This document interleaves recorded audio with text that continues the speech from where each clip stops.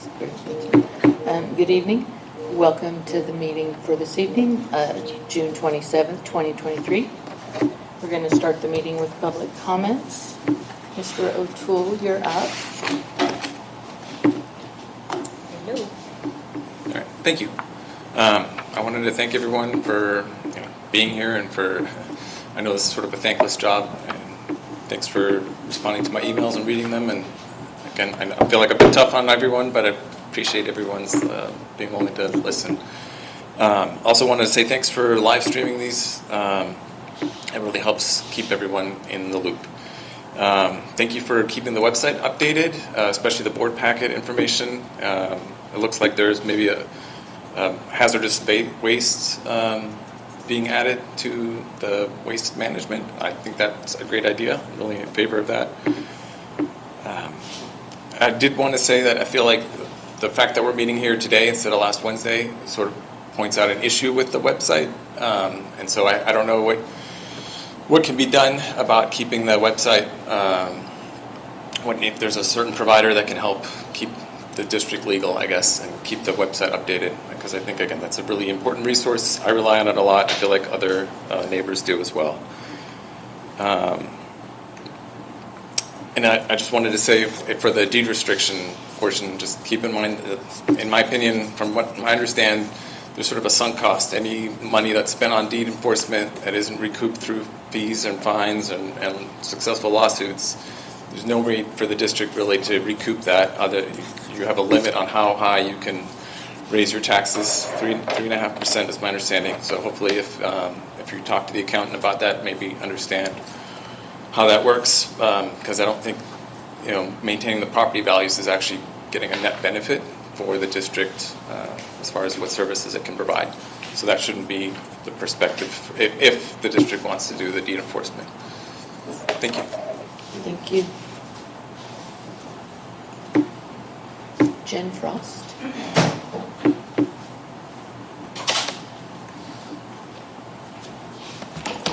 Hey there. How are you guys?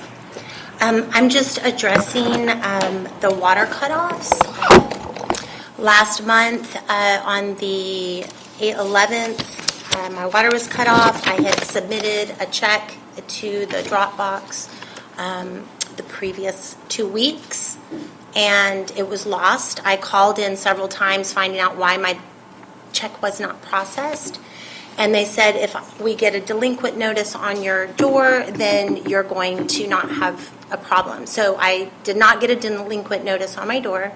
And then on the 11th, which is the day after the payment was due on the 10th, my water was cut off. And I immediately called to find out what was going on.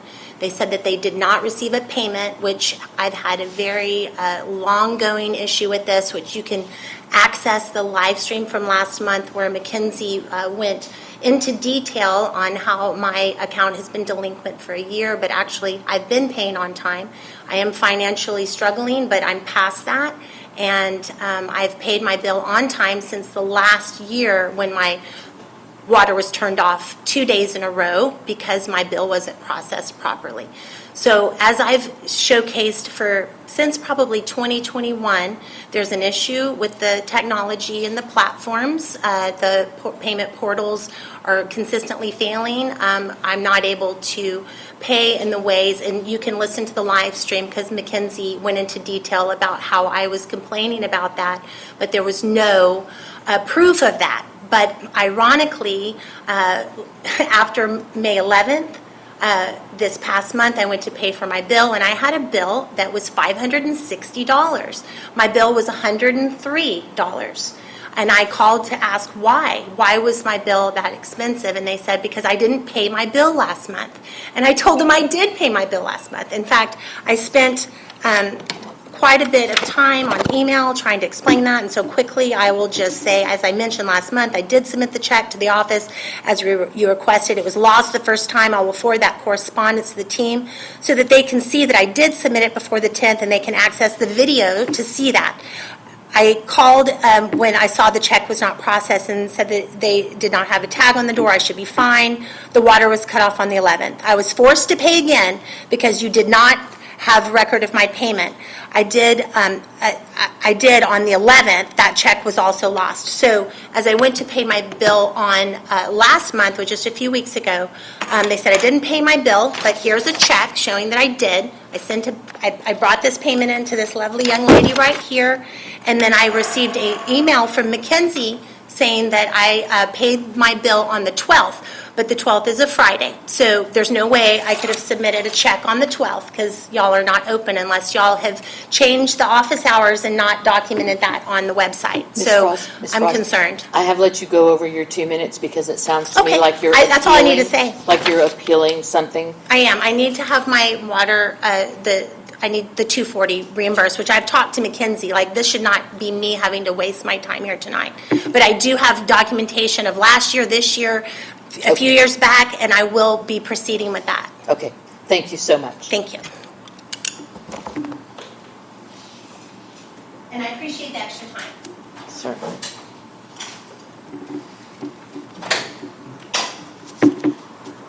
Carol Norrell.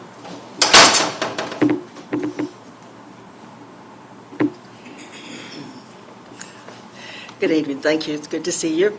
I'm here tonight to just talk a little bit about the agenda item 6B, which is really a report, but then 7C is a decision-making item on the list. And the reason I wanted to talk to you a little bit with those in mind is that at last meeting, I just want you to consider something, and it's based upon because of last meeting, it was suggested in conversation at the board that the board members would be glad to go out and go to the residents to discuss with them when there were deed non-compliance issues. And I just want to say to you as a MUD resident that I'm not in favor of that. And the reason I'm not in favor of that is that this is a potentially volatile situation. Emotions can run high. You potentially may have anger, fear, misunderstanding that can arise. And so it could result in physical confrontation. It could result in legal matters as well. And so what I'm asking, I know, David, that you had an encounter at one point where the lady, I think, misunderstood you. I think that generally is what happened. But nevertheless, she was afraid. She was showing fear. And she wrote a very lengthy thing on public comment arena and lots of conversation about that. But at any rate, I want y'all tonight, whatever your decision is going to be about how to take care of deed restrictions, I just want to say, you don't have badges, you don't have cards, you don't have vests to identify you. A stranger walking up, and that's what you are to some people, can sometimes be a very concerning situation. And so I would say to you as a resident of the MUD, I really don't want y'all doing that. Okay, thank you. Thank you. Thank you. That concludes the public comment section of this meeting. We will move on. Herb, I'm going to ask you to go after Mackenzie because she's on the line. Okay. Between other meetings, I understand. Do you have her, Stephanie? So let us jump to the manager's report, which is agenda item 5. That's what I was looking for. Good evening, everyone. Can you hear me okay? Yes. Okay. I'm just going to kind of do a little highlighted version. Sorry, go ahead. Okay, can you hear me okay? Yes. Okay, so just touching base on a few items. I wasn't going to hold you regurgitate my executive summary, but it is located in the 40 mil, sorry, not 40 mil, 4 Google Drive. The subject playscape install is nearly completed. I believe y'all will talk a little bit more about that under parks, so I won't delve too much into that. I have provided a quote for y'all to consider under that same discussion of the bench move for the 2 benches located inside the perimeter of the playscape at Sunchase Park. Due to the way that it was constructed, it moved some of the chipped wood over, and it's not really adequate to sit there any further because your feet are it causes your knees to be pretty high up. I believe Kelly may touch a little bit more on that. We did send a notice out to Sunscape to have them come around and collect the piles of limbs that they left behind in a few of the parks, Anderson, Mill West, and Sunchase being two. To my knowledge, we have had the tech check, and those have been collected. However, there were several stragglers left behind of smaller limbs throughout the parks. So I wanted to update you all on that in consideration of approving their invoice this month. Just wanted to give you a quick update on land care as far as they're doing. To my knowledge, everything is running well and smoothly. We do have a group chat with Reese and myself and a lot of their leads and supervisors and the account manager, which I think is a great thing that we never really had the opportunity to have with the previous landscaper. So communication definitely seems to be a great point for them, and we appreciate that. As far as that goes, this is just something that we included after getting a few notices, and then from both residents and the tech. There are some cracking at the tennis courts and the basketball court over at Anderson Mill West. We provided a proposal for both of those, and then in that it would include pickleball striping for the tennis courts if you so choose to move forward. If not, then we can just do the tennis court striping over again. Lastly, in here we've got a billing dispute listed for Miss Frost, who spoke a little while ago. You guys can discuss that at length under this item or any other if you'd like to. We do have a leak adjustment we will need board approval on. This is for a commercial user. We have verified that they did have a leak through their billing, and that they have provided 2 invoices for the repairs made. But any leak adjustments over 200 we do bring to the board for approval. So if you guys would like to consider that for approval now, before I move on, we can do so. Mackenzie, who is that commercial customer? Reese, I just know the address. I don't remember the name. It's the Unitarian Church on El Salito. Okay. Did you guys have a chance to look at that paperwork she has in her board packet on the leak adjustment?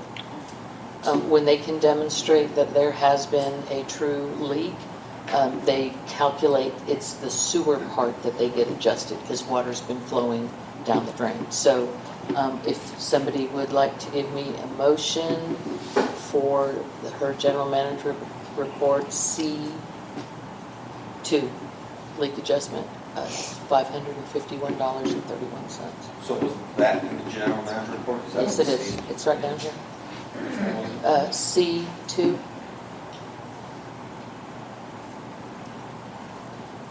We'll need a motion. Well, it was 551.31. 13. Oh, 31, I apologize. Thanks. 551.31. I'll make a motion. I move that we approve the leak adjustment for the commercial user on El Salito in the amount of $551.31. Need a second. second.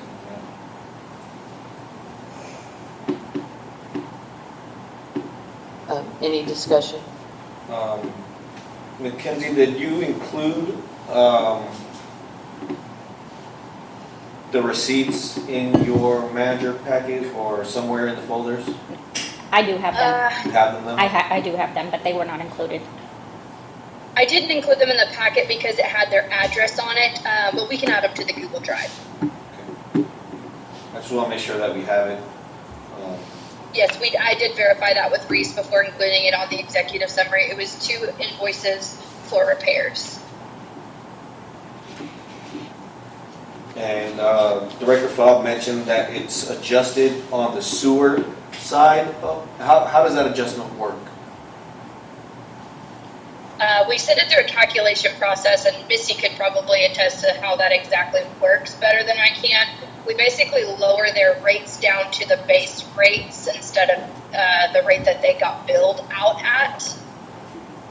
Yes, and it's their water usage The usage, rates that were adjusted. The sewer does not adjust because it's a flat rate. But the water rates are on a tiered system. So anything that exceeds their normal usage, which is considered leak usage, it gets reduced to the lowest The tier lowest, rate. okay. So it just goes from that first tier to that second tier, drops it down to that first tier, correct? Correct. Okay. Yeah. I do believe they requested us to look into a sewer adjustment, but we did not provide that in this because we cannot adjust sewer. Okay. That's it, thank you. Kelly, any questions? Comments? No questions. All in favor? Motion passes. Alrighty, the next two items are just small FYIs. TCEQ did perform a comprehensive compliance inspection recently. This is for the water side of this system. All documentation requested was provided. We have not received any sort of further requests or further actions from TCEQ at this time. Travis County pond inspection was also concluded. Again, no issues have been notated at this time from that inspector. Your annual CCR, which is your consumer confidence report, was included in your Google Drive. This goes out with your June bills every year. You probably already saw it because we did have to send it out, unfortunately, before your meeting took place to be in compliance with TCEQ. But this is just an FYI that it did go out and it was included. Your hazardous waste collection, we included this because we received a request from a resident on whether or not we had provided that service. And knowing that we didn't, we did reach out to Waste Management and get a base price from Paul, the account manager, on roughly how much that would cost. He provided the documentation. We've also provided in the packet if you'd like to look over that. And it'd be roughly a smidge over $1. He said he couldn't give me quite an exact number. They'd have to build it out per residence. If you guys wanted to include that in your solid waste contract, it would be an amendment to that contract. And then we could move forward with that next month if you so choose. But in addition to that, it's an unlimited item that people can utilize whenever they want. The material provided in the packet explains what's accepted and what's not. That kind of concludes my report, unless you all would like to touch on the billing discussion with Ms. Frost. I did provide some additional items as well as history ledger from the billing account for her account. And a detailed Excel of the different occurrences that have happened over the course of the last few years. I don't know if that's something y'all would like to entertain now or discuss later, but I'd like you to stay on the phone while we discuss this real quick. And Ms. Frost is still in the room, and I'm glad she's here because I do want her to know that we did receive a litany of information from McKinsey and Stephanie, your account history, et cetera, et cetera. Yes. We've also reviewed the rate order and looked at what our possibilities are, how we can address your concern. Let me just say this, that there is no way for any of us to tell if the drop box messed up, if somebody collected and didn't post. It's just really impossible looking at your account to determine where things broke down. And the rate order is pretty clear. And we can't make exceptions to the rules. What we can do, though, is we can use some of your deposit money to pay the next 1 or 2 months of your water bill to offset that. I'm happy with that. I can't do that alone. That's going to take a vote of this board. But the rate order allows us to do that, but it does not allow us to make exceptions. So we'll continue to discuss things like McKinsey saying I paid my bill on the 12th when I didn't because you were closed. All of that will be reviewed later. I have a report that I'm going to share with you after the meeting of your account so that you I already have all the details. Okay. And I know what my financial situation So has then been over the past year. That's what we're looking at, and that's this past year why. I've paid my bill every month on the last day. Okay. Except for last year in July. So when she said I didn't, that was actually false, and I have that in an email that I sent Again, we weren't there, and we can't evaluate that. Step by step. So what we're going to do, if this board agrees, we can, by the rate order, use Ms. Frost's deposit to pay the next 2 months of her water bill, and that equals the amount of a deposit. Right. And so it would offset that, rather than refunding a I'm deposit. not expecting a refund. So if we can have a motion on that, we I'd also can like make to that address- July and August water bill, that would level things out. And that way, we don't have to try to figure out Right, solution. if the Dropbox pickup was messed up, if the posting was messed up. So can I make a quick comment? Certainly. How much is in Ms. Frost's account? What is the amount, the deposit on file right now? $1,400. 1,400, single family, and average water bill of 103. 100? Okay. So,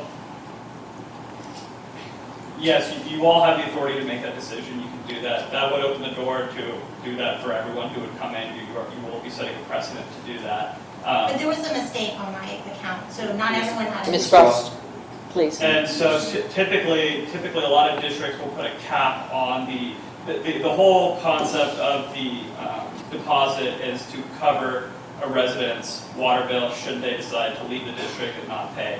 It's a way to kind of clean out the account and make sure the operator gets paid and all the water and sewer is paid. So a lot of times districts will put a cap on a deposit that can be made. Sure, there are habitual, and I'm not saying you're habitual at all, I'm just saying there are habitual users in different districts who are consistently late, so that deposit amount does go up, and those are riskier accounts to have. Some districts will set a minimum of $500, others have $1,000. In your mind. Well, if you look at my. I can't talk with you, I'm just Maybe giving later. you information. Yes, maybe later. I hope so. If I can get a motion from either other member of this board, I am happy to consider that. I move that the district uses the next 2 months of her deposit to pay her water bill.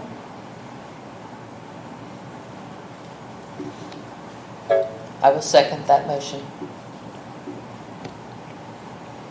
Any questions or comments? I'd like to make a comment. All I think it's a fantastic idea to use that money, the deposit is there to cover our costs of the water in case anybody leaves without paying. I think as a board, we should determine what that set amount should be. I'm all for using that money to help Ms. Frost, but I think that we're jumping ahead too quick. I think that we have to set the rate order first and cap it, and then that money can go back, so it's the same throughout the district for every single person that's here. I think it's just fair that any resident that has a bigger deposit than we say. Thank you, Mackenzie. If she's already gone? Thank you all. No, I'm here. Okay. Thank you. Thank you. We're going to go back up to agenda item 2, the engineer's report. Herb, you're up. Almost got it. Sometimes it works. All right, now we're working. All right, good evening, everybody. For the engineer's report, we really kind of limited to a couple of items. The hatch lift station, they've gotten all the conduits installed. They've got the concrete poured for the new driveway. We've got the panels up. We've got the majority of the electrical submittals have been approved. We've still got some comments that are being addressed by the contractor. So that one's really, it's just moving along at a pretty decent pace right now, really, with the submittals. The majority of the submittals being done was the biggest issue with that. Really, as far as district facilities, I did go through the ponds. It sounds like they're being watched as well. I did note that, and this was a couple of weeks back, so I don't know if there was a transition period or what, but some of the ponds were getting a little high, and I think part of that had to do with the water and rain that we were getting settling in there, and it makes it hard to do that.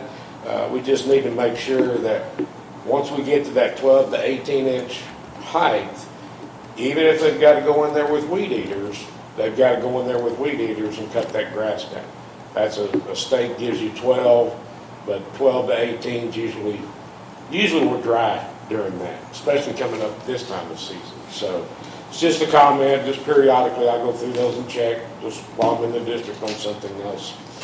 As far as the other matters, we uploaded into our folder a memo about the lead and copper rule revisions that were recently passed and included into the TCEQ Rule 290-117. I've really provided more information in the packet itself for you to read. And if you've got any questions specific to that, I'd be more than happy to do it. I'm just going to give you a generic rundown.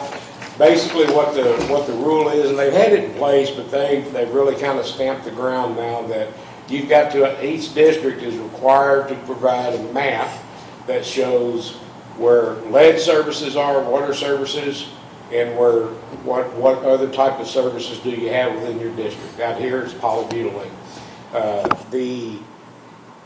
The kicker on all of this, and honestly we haven't figured out exactly how we're going to handle it in any district. We've also got to make an assessment of the homeowner's line from the meter to the house. And that's going to entail, now the bulk of the district is pretty, it's not going to be an issue because it's past a 1986 date.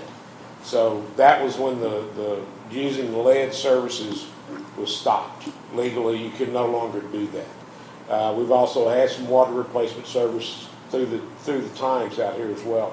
But any subdivision from 86 prior, that is a possibility that they've got lead service lines from the house to the meter.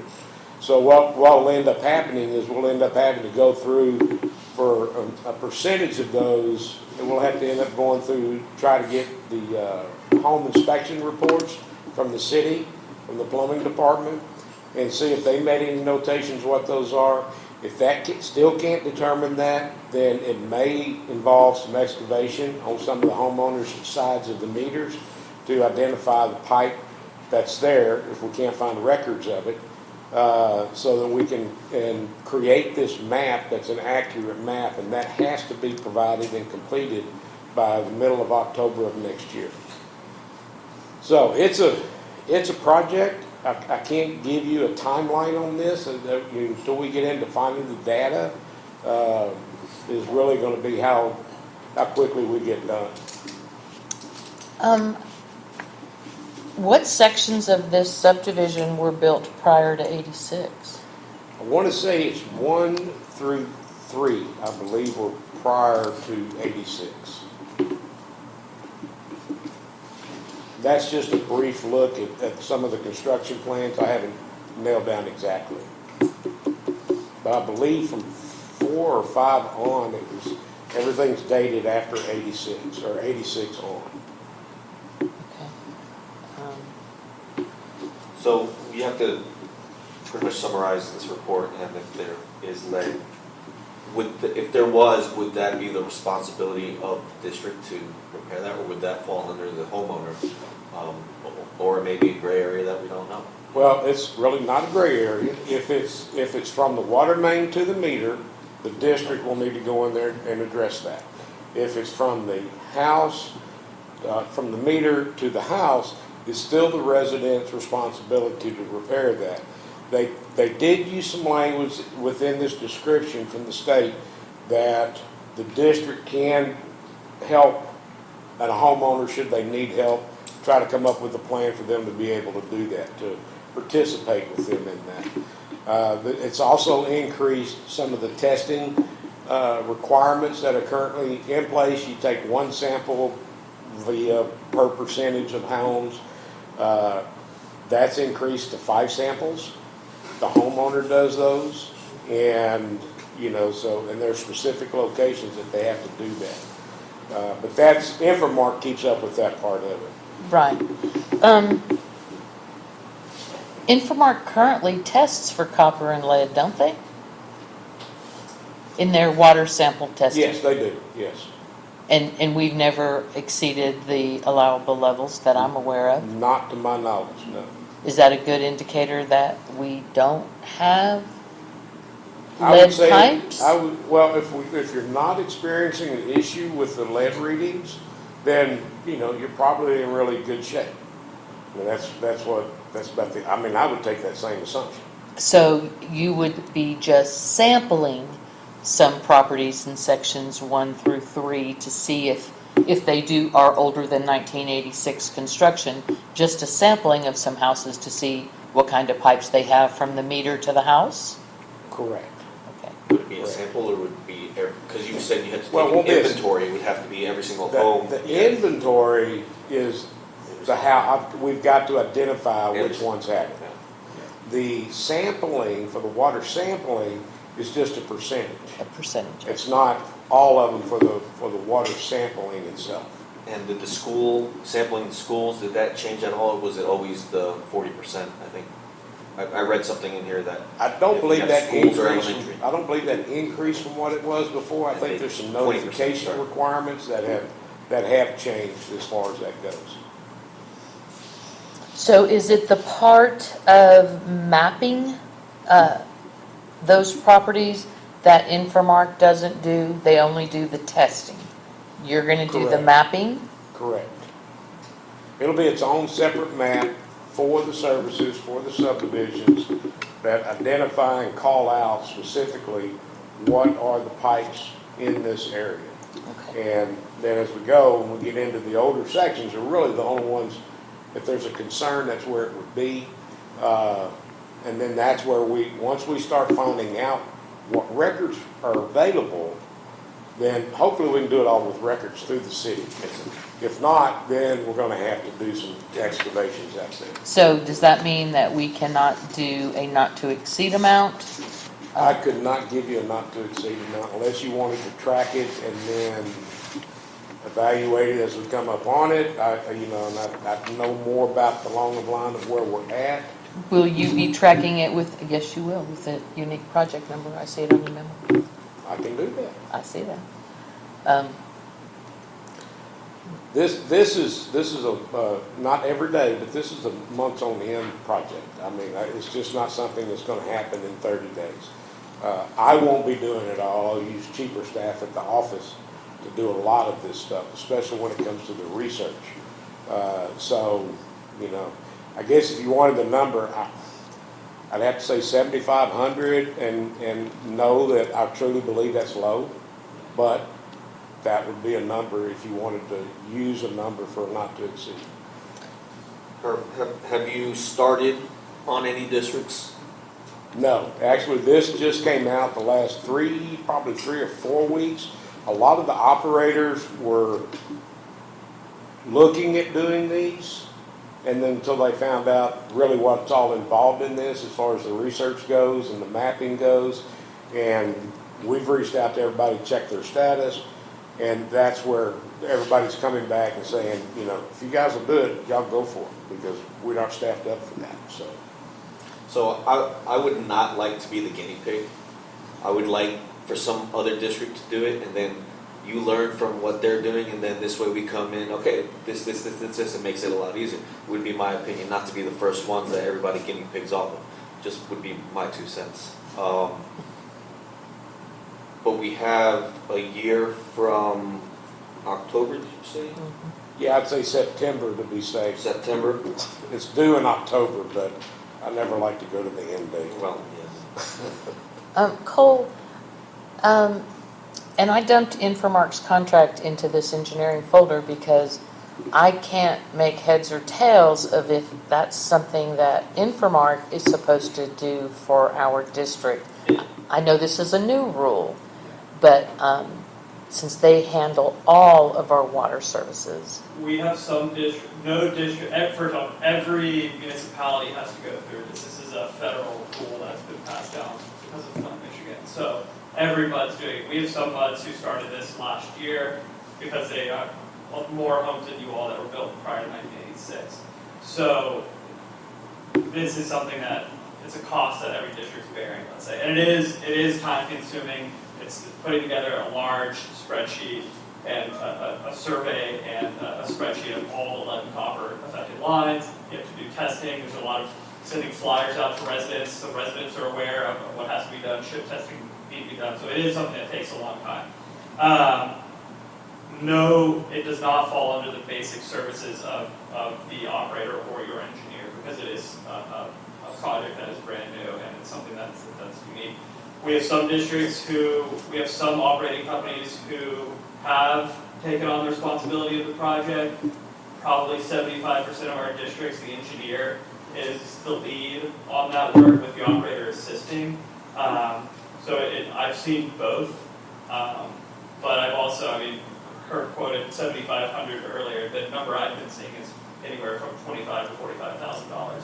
You all only have 3 sections; these are much larger, but those are numbers that I've seen from engineering firms to be able to put these databases together, because it's sometimes a year and a half long project.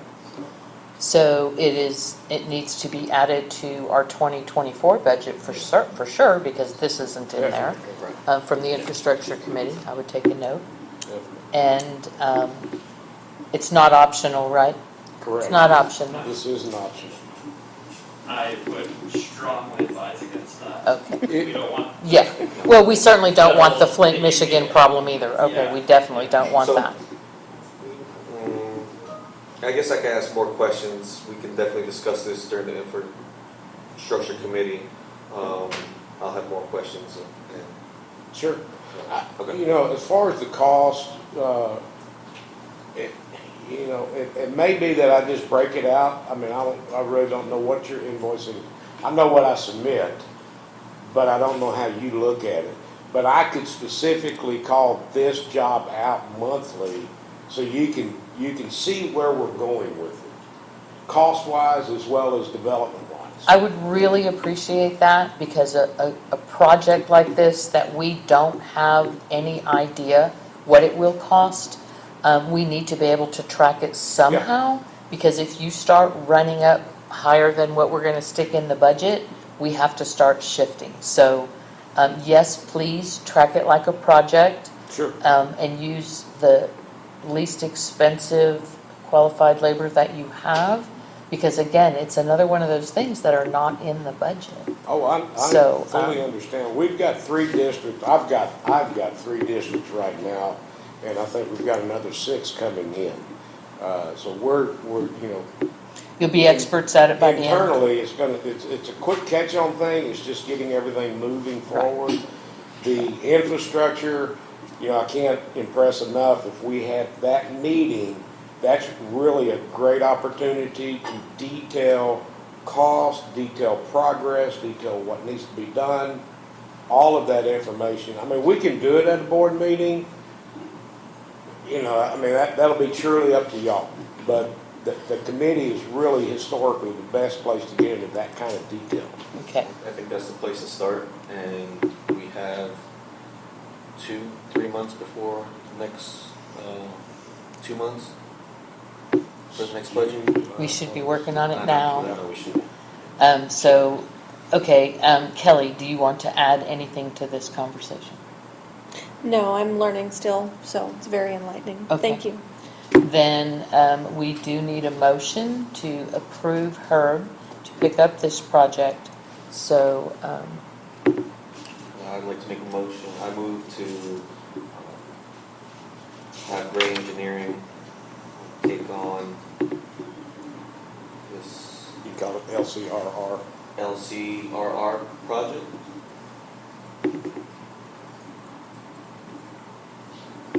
What I'll do is I'll add sorry to interrupt you. No. I'll add the agenda item next month so you all can ratify it. But I agree, it's why it doesn't start.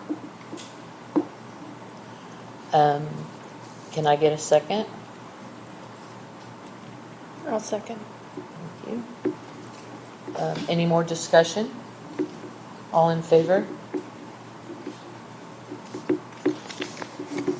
Outside of that will take care of the infrastructure stuff. Are you going to talk about the park stuff? Did you want me here for that? You don't have to be. I'm offering. I don't. If you want him to be here, I can move that It up. might be beneficial just for a part of the conversation, because in terms of potential inspection, he would be the guy to know and to be able to coordinate with the inspector about all the potential all the regulations that districts need to follow, just because he is more experienced in that than I do in the field. That's Okay. only my recommendation, though. Would you like me to move that up on the agenda so that Herb can be here? Yes, let's do that. All righty, that would be agenda item 6A, which is committee assignments and reports. We're going to start with the Parks Committee. Okay, so if we're going in order, item I, the revisions to the park rules are still pending. They're in progress. I don't have anything to report on that. 2, the replacement of swings at Anderson Mill Park. We are missing 3 swings on the swing set at Anderson Mill Park. I'm aware that part of the 5-year park plan is a really wonderful looking expansion of the swings to include all different kinds of swings that are accessible to people of different abilities and different ages. However, being that the cost of that is substantial and we don't have a current bookkeeper's report since March, and the district has had many unexpected expenses this year, I'm not comfortable at this time approving the items in the park plan. However, I do think it's incumbent on the district to maintain and repair what we own, and so I would like to make a motion to replace the 3 missing and or broken swings at Anderson Mill West Park with swings that are substantially similar to the swings that are missing or that are already there. And I would like Mackenzie or Reese to look into contracting with either Game Time or there was another contractor. What were they, Linda? Funabounds. Funabounds. And I would like you to look into the cost of their swings that are substantially similar to these swings that are already there. Ensure when you deal with these vendors that they comply with all applicable Texas safety statutes for playgrounds. And this should not be an expensive replacement. Swings are fabulous. Kids love swings. Kids are always swinging on those swings over there. They're always full. And I think we really just need to not dither and replace the broken swings. So I move that we ask Infomark to contact a qualified vendor like Funabounds or Game Time to replace the 3 missing swings at Anderson Mill West Park with exact or similar in an amount not to exceed $500. And Reese, if it goes above $500 for those swings, you can present that to us at the next meeting. Thank you. Can I get a second? I'll second. Any further discussion? The $500 is for the purchase of the actual swinging chain and nuts and bolts, or does that include installation of them as well? Well, when I priced them on Amazon, they are about $60 each. Now, I don't know that those comport with the safety standards, and so I've thrown in some, if 60 times 3 is 180, I've thrown some buffer in there. I would hope that the $500 could cover the purchase and installation, but Reese, if it doesn't, we present that to us and let us know. Nicole, question for you is, if we purchase these swings and they comply with all the safety standards, the usage of all the bolts and everything, is that something that a resident or a director would be able to install as long as they're to that standard? You probably would want to use a contractor who's licensed and bonded to do that, because if a resident did it, then it would open up the district to liability, and it would open the resident up to liability as well. So we have sometimes, if there's like cleanup efforts or painting a fence, sometimes districts will have, sometimes Boy Scouts need to do volunteer work, and so the Boy Scouts will want to come in and do some work, but they always have to sign waivers to do that. But that's not, installing a swing or anything like that. That's kind of more cleaning up trash. But we do open ourselves up to liability if something happens. Okay. I don't have anything. I'll take the vote. All in favor? Motion passes. Okay. Continuing under parks, we did have a report of some graffiti on the culvert at Madeline Pond, and I hope Reese could give us an update on how that is coming. So yes, that was taken care of today. We had our tech, a different tech come and help our district tech to come and paint that today. But more than likely, it's going to take at least another possibly three coats to cover that up. So, Okay, and do you have like a tickle system to remind you to follow up on that? yes, ma'am, absolutely. It's our tech is injured, so we're having to call another tech in. Oh, I'm sorry to hear that. He's on limited duty, so we can't go down into the culvert. So, but yes. Okay. It will be. Thank you. Okay, the final item that I have on parks, and I wanted to make this statement for the district so they know where I'm coming from on this. I have been fortunate enough to build or have contracted 2 custom playscapes. One in my previous home that's here in the district and one at my current home. My playscapes were designed by Richard Wood, the owner of Playwood Playscapes. Richard's story was that in 1983 he had been on a quest to buy the perfect playscape for his daughter, but no vendors could answer his questions about safety or durability. So he became an expert in playground design and safety to the point of being recognized as an expert to testify in Travis County trials where a child had been injured on playground equipment. Meeting him and designing 2 playscapes with him meant that from that point forward, I have looked at playscapes differently. I'm not an expert by any means, but what little I have learned has given me some causes for concern with the new Sunchase treehouse, as cute as it is. And with all due respect to the previous board members and committee members who have put many, many hours of work into getting this feature installed. My non-expert concerns are as follows. The steep pitch of the stairs and the slides.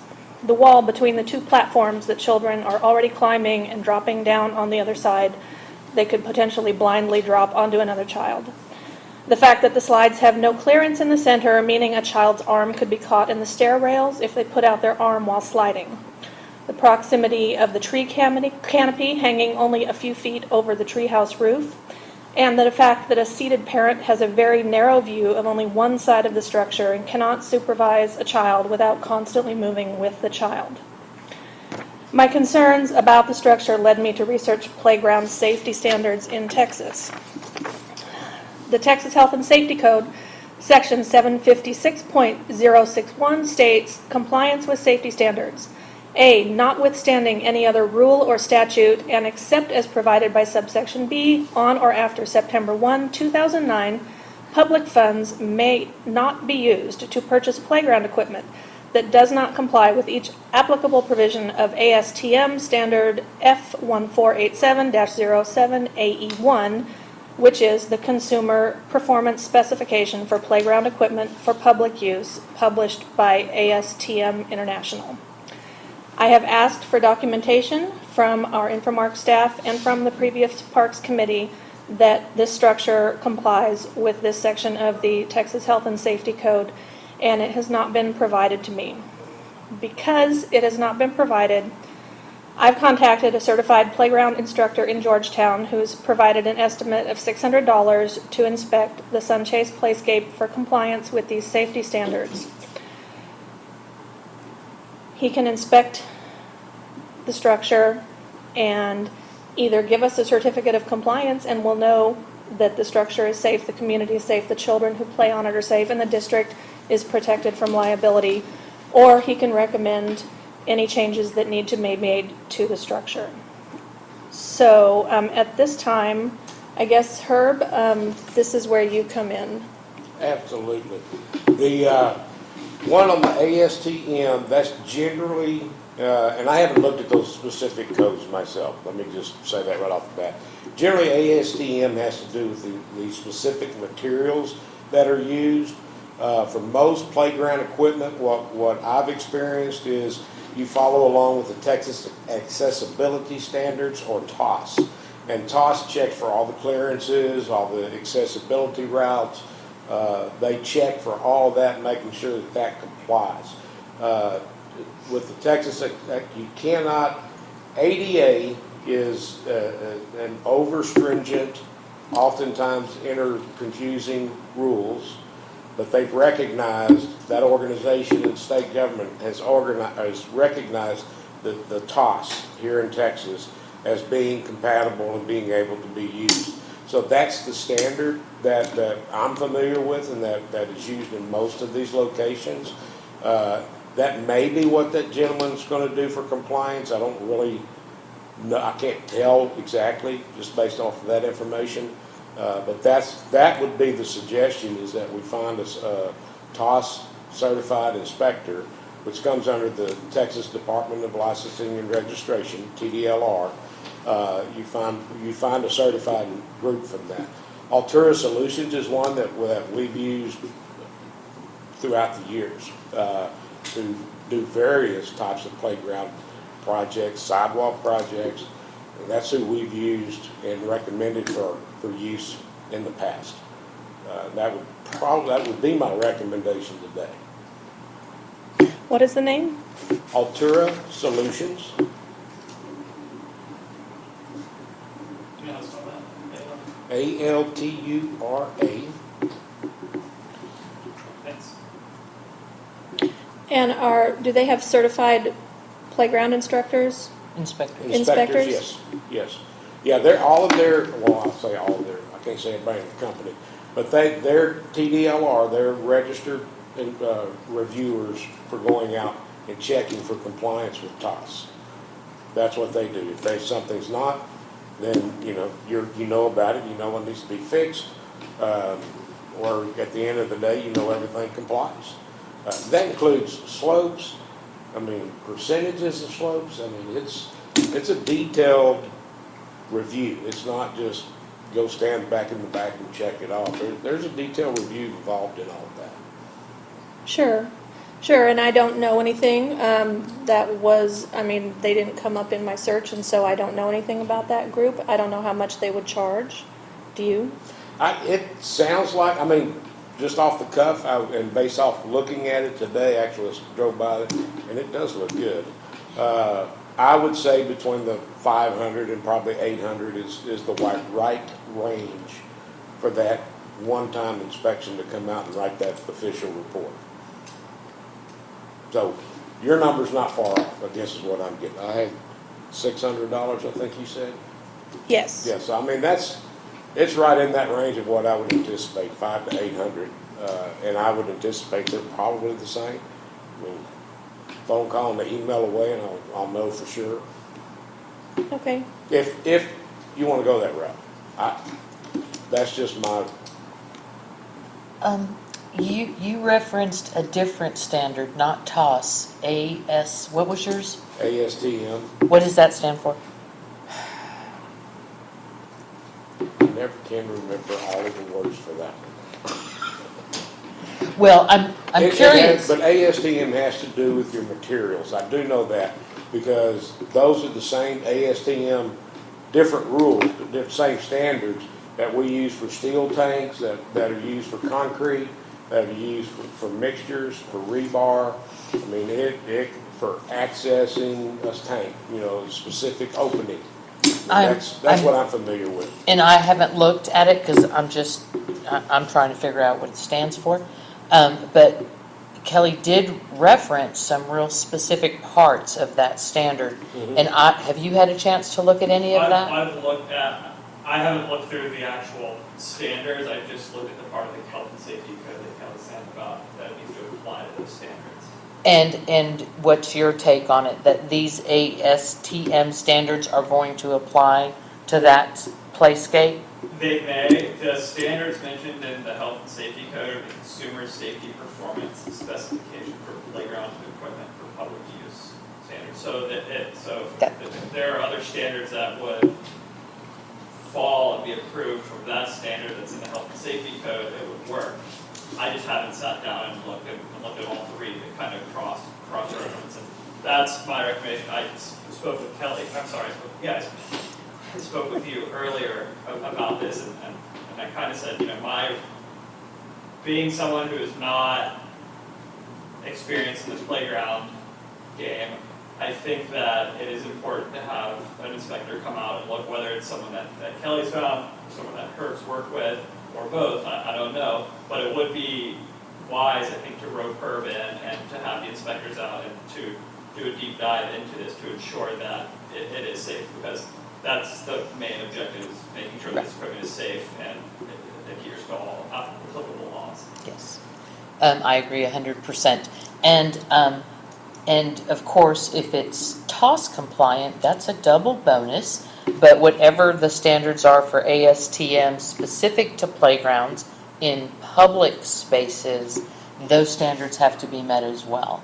If it's material only, I don't know, because I haven't looked at them yet, but I will look. And so whoever is hired has to be certified in both, not just TOS. Right. Accessibility standards are important, but I'm more interested in safety standards, for heaven's sakes. Okay. American Society for Testing and Materials. I love Google. Me too. Kelly, would you be able to ask the gentleman that you reached out to see if he is certified in ASTM And TOS. and TOS to see if he... It sounds like the issues that I wrote down that I was hearing are more related to TOS than the materials themselves. I mean, it's concrete and Yes. mesh in there and plastic, I don't know what the specific standards relate to. I think that should be easy enough to check the boxes for that. But that's really what the concerns I've listed down that you were talking about. I was trying to get them all down. That really has to do with your accessibilities to that. And it's not just, it's for, kids in a wheelchair.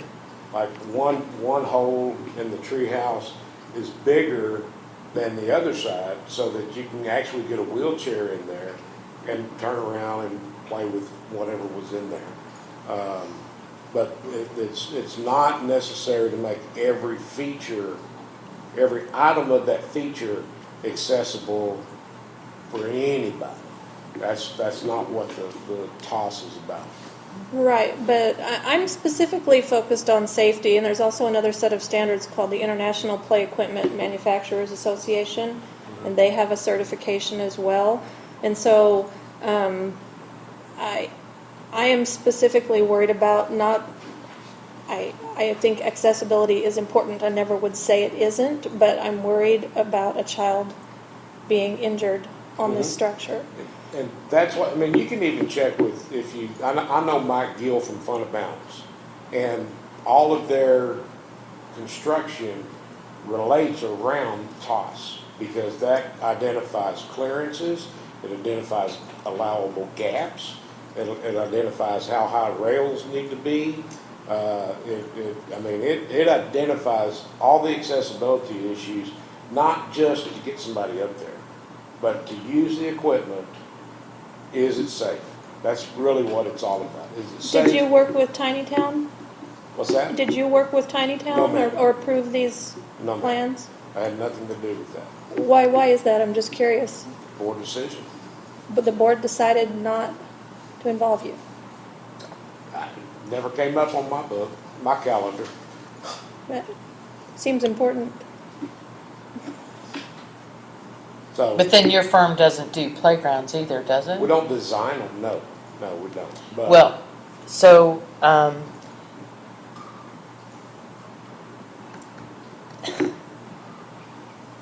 is the playground safe? Did you go look? I wouldn't look. Did at you it. go, did you climb up? No. Oh my goodness, that's the best part. The edging is open on one end, because the larger slides, there is some defined amount of clearance at the end of a slide where, we lovingly refer to it as child launching off those slides because they go so fast. And they literally run down into the trickle channel. That's how fast they're coming off that slide. So you are familiar, you did look at the construction, right? The construction is subpar. The parging on the top is missing, so water can get into that structure. Who's going to fix that? We've already paid this vendor. Well, the contractor should come out if there's a defect, or if there is an issue with his workmanship. Yeah. Then I would have to look at the contractor, look at the documents that he's provided the district to see. There was no contract. There is an invoice and some shop drawings with some measurements. They're in the board packet.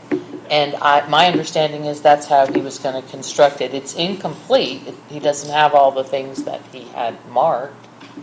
I think that's important. I think that's a separate issue.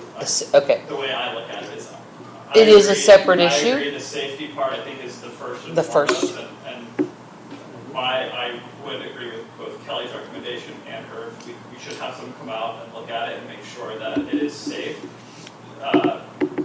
Materials-wise, obviously, that should be the first thing that's checked. That's something you can do by eyesight, but you need to have someone out there who can make sure that the spacing is safe, the grade of the slides is safe, everything applies and adheres to regulations. Okay. Safety regulations. Okay. That was I my agree. recommendation.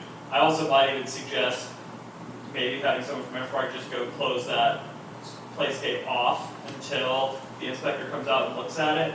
That way, we all right now are talking in an open session. We don't know if something's wrong. If, heaven forbid, someone uses it, gets injured. We want to make sure that the district isn't liable for that. So, or we want to make sure the district isn't liable, knowing that there could be a potential issue. So, I might even go as far as saying let's just close it off until we can have an inspector go out and look at it, and we can remedy the situation if any remedy needs to be done.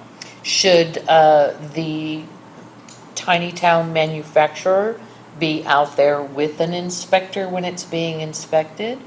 He can, it's definitely not required.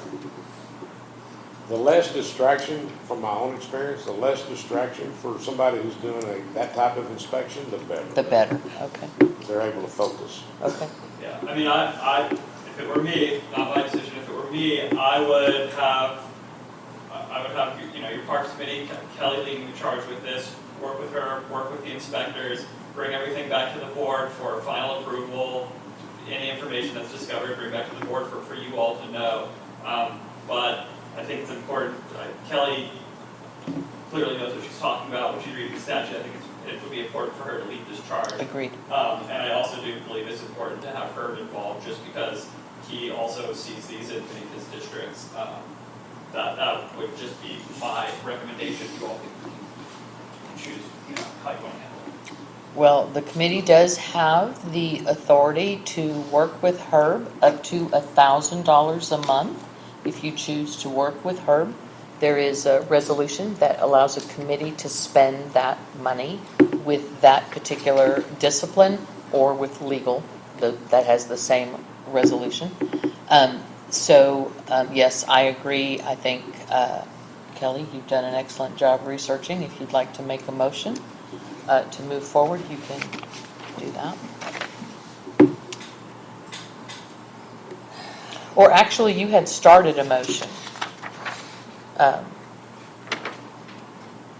apologize. That was on swings. I got your swings. Go ahead. Okay. I know you know your stuff. I haven't researched the organization that you're referencing for inspections. I'm looking at this from strictly a playground safety and compliance with the Texas Health and Safety Code. I'm confused as to why the Texas Health and Safety Code would only be referring to materials or accessibility. That's something I'm having trouble squaring in my head right now without having looked further into it. So I would like to move that initially we hire Safe to Play to perform a safety inspection of the new structure in an amount not to exceed $600. And I would like Herb to review that report, and if necessary, the Parks Committee can work with him and get any other additional documentation that's needed just to make sure that the children of the community are safe when they play on this. That was a long motion. Second that. Any further discussion? David? Kelly? Me neither. All in favor? Motion passes.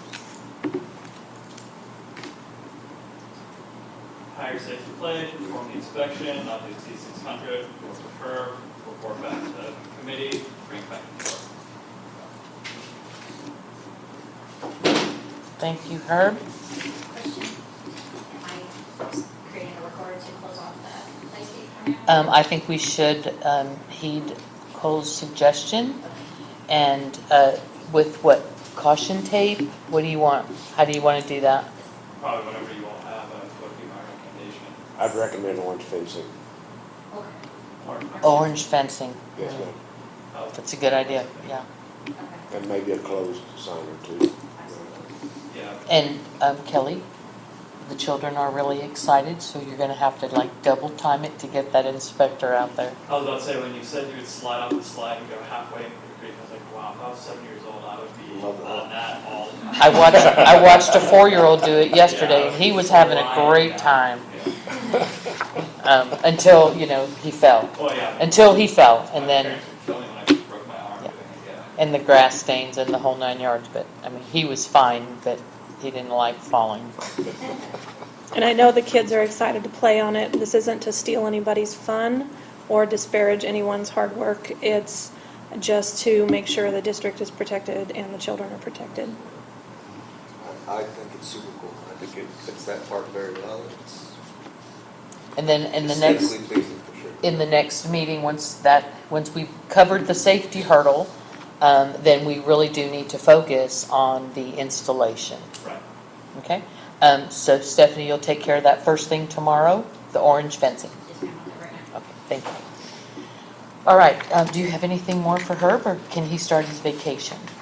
Herb, get out of here. Yeah, see you, Herb. Thank you very much. Thank you. See you later. All right, I'm going to go back to the order of this agenda. We are on item number 3, the consent agenda, including approval of the minutes for May 17th.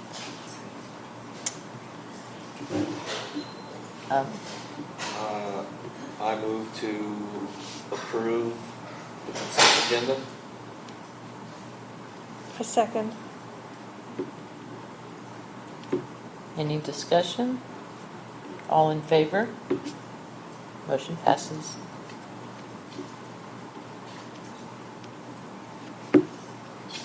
Agenda item number 4 is the bookkeeper's report, including the check register.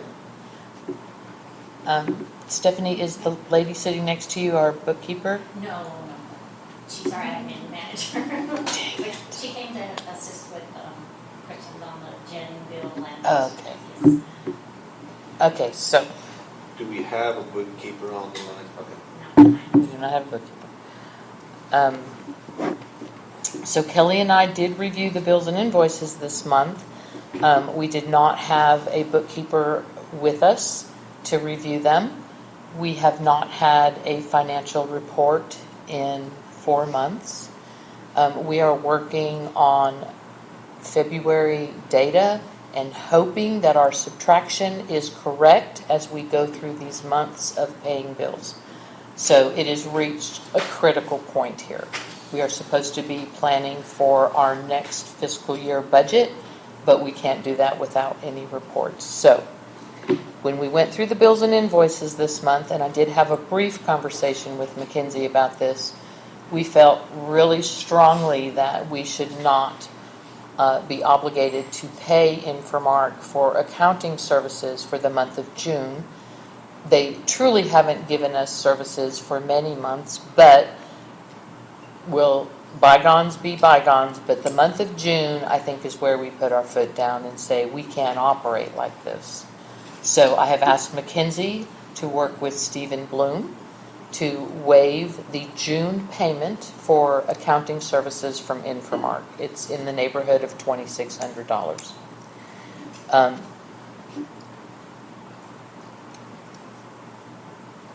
We have no report to share, so we can, unless you have any questions about the bookkeeper's report, which we can't answer because we don't have a bookkeeper.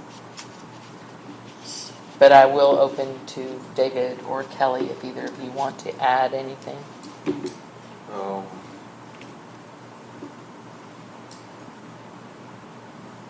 We are going to discuss a new accountant later on in the agenda, correct? It is in the So agenda. it's on the agenda to Yes. hire someone. Yes. Just move on and we'll talk about that. Okay. I did ask, okay, so we're going to move, Kelly, I'm sorry, did you want to No. add anything? Go ahead. 4A is the review payments on current not to exceed expenditures. Again, I did ask for reports on the Hatch lift station and the Sunchase Playscape. I have no reports. I can't tell you where they are in their not to exceed limits.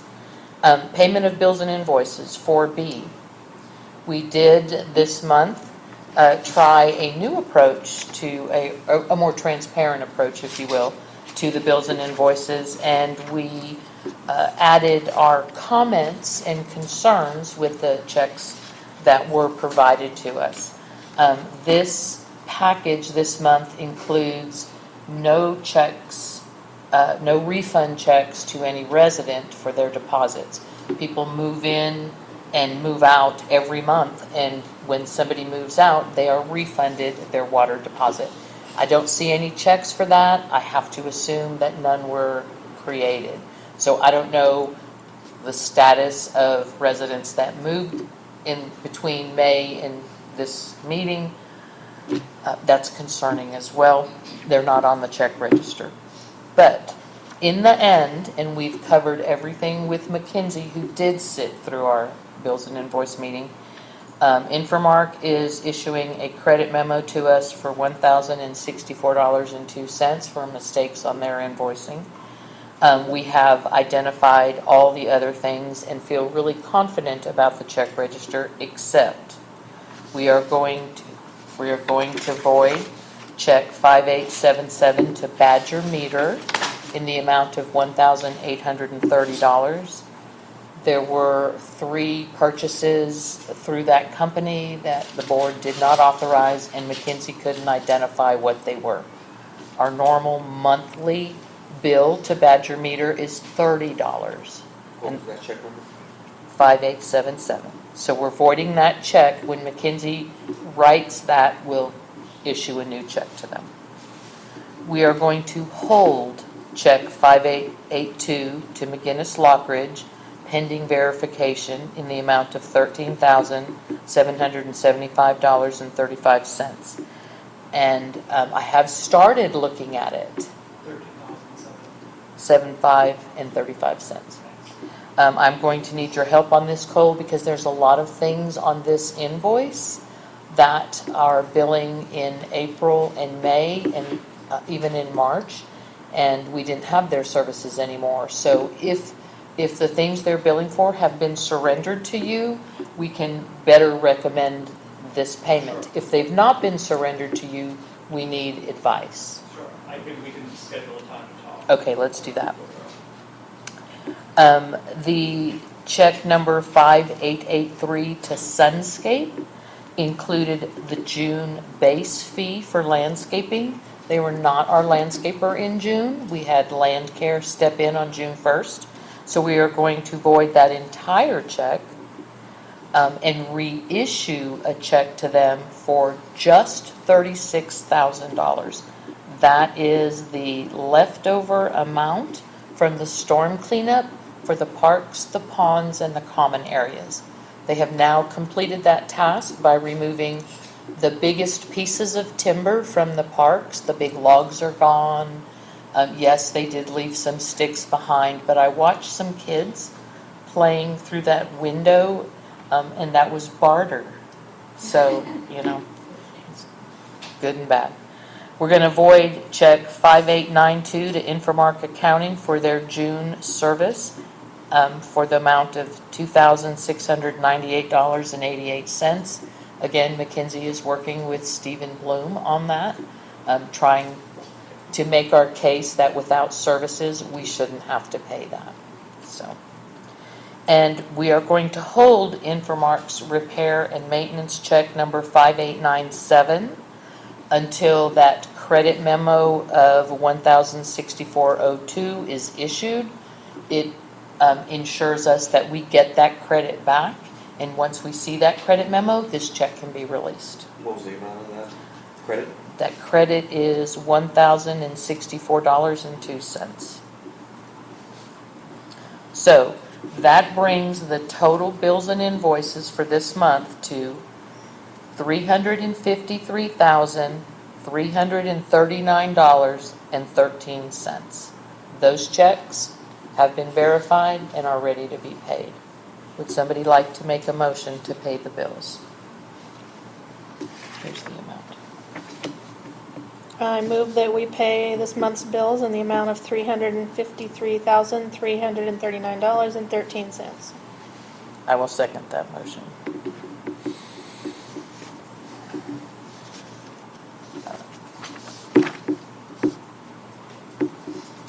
David, any comments? Yes.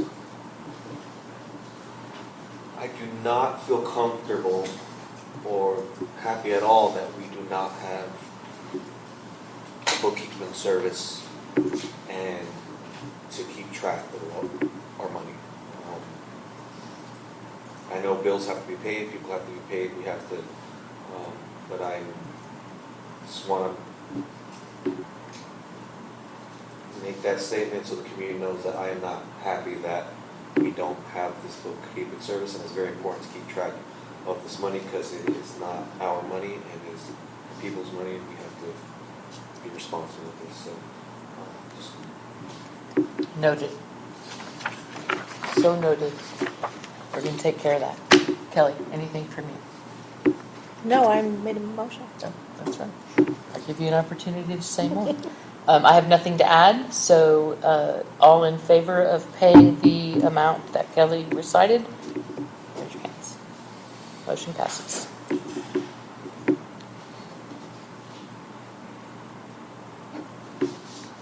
It does slow us down when we don't have financial reports. Is there anybody who can give us any update on the quarterly investment report? Nope. We'll skip that. Are there any unclaimed funds that need to be reported to the comptroller? That's probably been done, but I'll reach out to the Infomark team and confirm that it's been done. Typically, a letter will be issued, but I haven't seen it. Is that done every month? Every year. Every year, okay. Yeah, so it's, I'm sure there are probably firms that just do it automatically. Okay. It's automatic. yeah, because it's scheduled for. It's all the way up there. I thought it was scheduled for September. Anyway, once A previous bookkeeper used to report how much actually total were in unclaimed funds, so Yeah. I know that they do it, I just don't know who. All right, moving down this agenda. before you move, All right. the check registry, I thought I did see payments for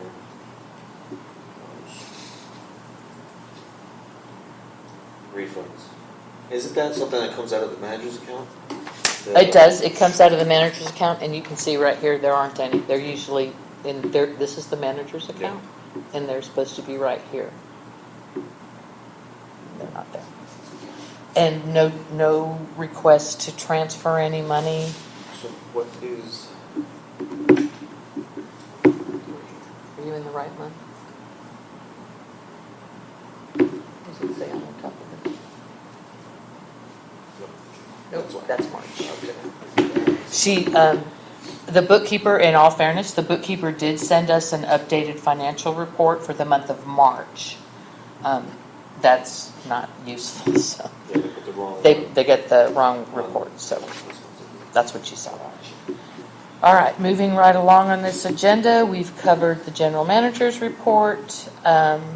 We covered parks, swings, park rules.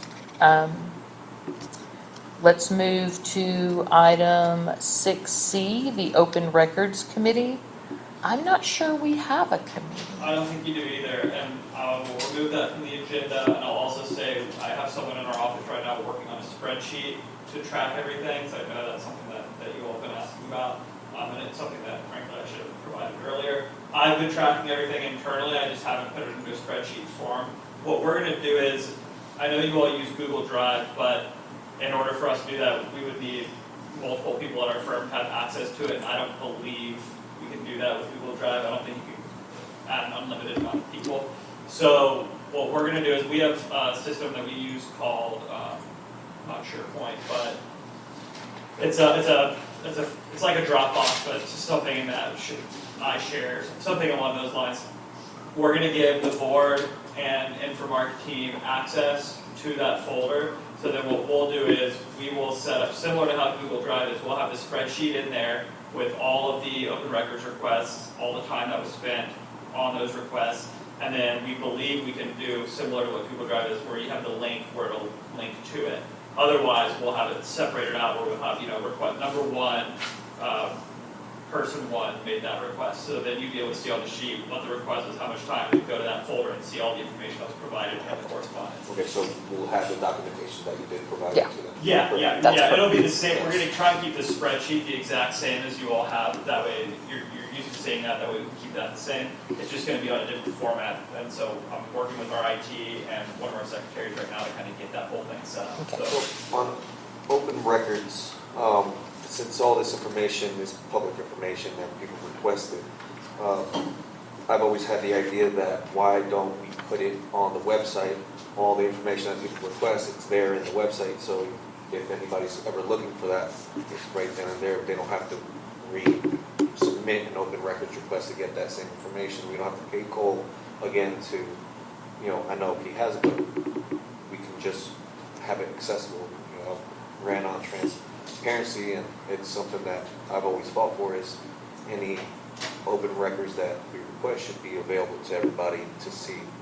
I think it would show that we're very transparent on what we do and cut the cost of the attorney sending. So I don't know if that's too much data, if we can handle all that on the website, but it's an idea that I've had before, for many years. So. I actually saw that done on one of the websites that were offered, or one of the MUD districts that were offered as a reference when we hired Cole. I don't know if it was on your submittal or if it was on one of the other submittals, but I actually went and looked at a MUD district who actually does that. You have to have a lot of space to store that much data. And I don't know what our limits are because Infomark manages our server. So, but that is a fine point. And if we ever get to the place where the web is just moving perfectly, and it's possible to make those links, that's a great idea. Again, you have to look at the hardware limitations before you can start dumping stuff out there. And we really need to adhere to all the required stuff on the web first. That needs to be the priority. But it's a good idea. Okay, so then moving on to the Infrastructure Committee. So nothing from the Deed Restriction Committee, Oh, did I pass that? 6B. Oh, I apologize. I did. The Deed Restriction Committee, 6B. That's Kelly and Hanoi. I thought it was. Am I right? It is you and Hanoi, right? I'm sorry, Kelly, please fill us in. Deed Restriction Committee. The Deed Restriction Committee is working, taking a fresh look at deed restrictions and how they are applied to the district and how to apply them fairly, equitably, and in a cost-effective way, keeping always in mind the statute that authorizes us to enforce deed restrictions in order to protect the taxable value of the property in the district. And so that is kind of the fresh look that we're taking at it. We're working on a new set of rules. I really would prefer to include Hanoi in any in-depth discussions, and Beth also, because this is such an important issue to the district that it deserves a full panel, a full airing of everyone on this panel. But all I want to do is assure the residents that we're listening, and we're trying to make it better, and it's something's happening, but since we don't have a full panel tonight, I think we should postpone this agenda item. I'm happy to do that for you. Agree with that statement. All right. Infrastructure Committee. The infrastructure committee did not meet this month due to some personal reasons of one of the directors.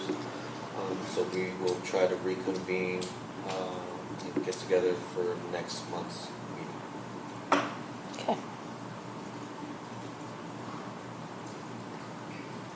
Information Management Committee. I don't know if we They're have not- one of those. It's Hanoi and Beth. Oh, it is Hanoi Yeah, and Beth. they're- And they're not here, so we can't cover that. Unless Cole, anything? No? I don't have anything. I've kind of harped on my recommendation is to leave directors for the most part out of providing information to website providers. I think it needs to go, I think a director should be involved in that, definitely, but I don't think it should be a director who is responsible for sending stuff to the website, because we've received numerous open records requests about items that are missing from the website, and it's tough because when you're a director, you're an elected official, but you don't have the time always to sit down and do it. That's why you have consultants to do that. So that's all I'll say on that. And you shared that with the committee? I have. Okay. That's the start. Since website related, at what point would it be appropriate to make a motion that our agendas must be published on the website on the Friday prior to our meeting, so that we don't have another inconvenience like we had last week, which is the reason we don't have a full panel tonight? You could make that motion right now. Could I? Yes, you may. Yeah. The agenda was submitted on Friday morning to be posted, and it was just a posting mistake. And I'm not throwing anyone under the bus. I know it was an Infomark, but that's what I know. I know in the previous 2 months we've submitted our agenda either on Thursday or Friday to be posted, and has been posted in a timely manner. But yeah, what I'll do is I'll make sure the agenda gets out the Wednesday before to everybody, so that gives a 72-hour buffer time. I think 72 hours is plenty of time for someone to be able to take full responsibility if there's an issue. And Reese, you and Mackenzie are able to publish content on the website, is that correct? Yes, to a certain extent, so. The agendas? No, Really? no, we're not. It's, I don't know, it's the way it's configured, it's very complicated. Only Touchstone can publish the agenda? Oh. I've And that's why I that post- happened this time. Yeah, exactly. Yeah. I can post little changes and fix little things, but the bigger stuff like that, we do refer to Touchstone. Because I run several websites, and that's not a big thing to me. I mean, I'm just curious. I wish I was on the Information Technology Committee right now. You should be on. I really hate doing that kind of stuff because I'm just so afraid I'm going to mess it up, bring down the whole website. So any suggestions? It's a would be- very simple thing to publish a new item on a website. Since Touchstone isn't here, I'm not sure what good it would do to make a motion. What it would do is it would give the committee the heads up that they need to stay on Touchstone or reach out to Mackenzie and watch it closely to make sure that it happens. It would be helpful in that regard. So I'm not familiar with Touchstone, but I know Touchstone has a lot of districts. The other company I am familiar with that handles the majority of our websites, or our majority of our district websites, we have multiple email addresses to send, and including in general. So when we send an agenda or something into post, it doesn't just fall on one person; it goes to everyone, and so there's always someone to pick it up and post it. But it's kind of picking up on what you were talking about. When there is a company that a district hires, at least in my experience, maybe there's a district that this doesn't apply. When there is a company that you hire and you have a website provider, that website provider does all the posting for it because it is their it's their technology and our information, their technology. So we send stuff to post to the website and they post it. In this case, it didn't happen, and it obviously caused a big mistake that altered everybody's schedule.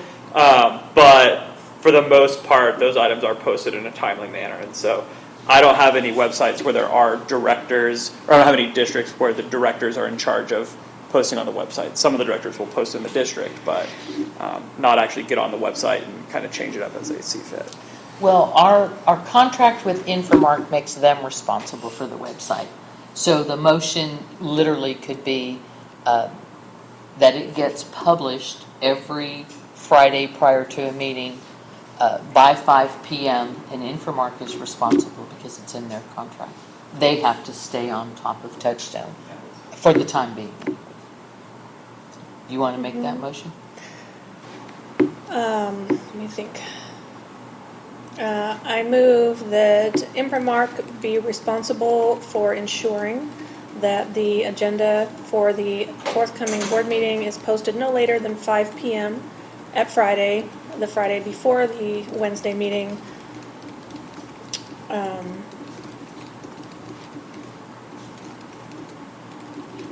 Yeah. That's good.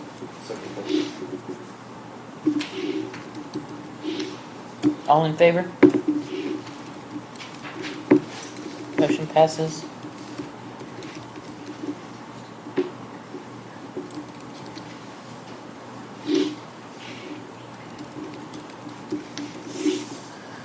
All right. Moving on to agenda item 7, old business, the status of the annual audit report. I have an update for you. I was in Corpus for a conference this weekend, and I don't know if y'all weren't there, were you? No.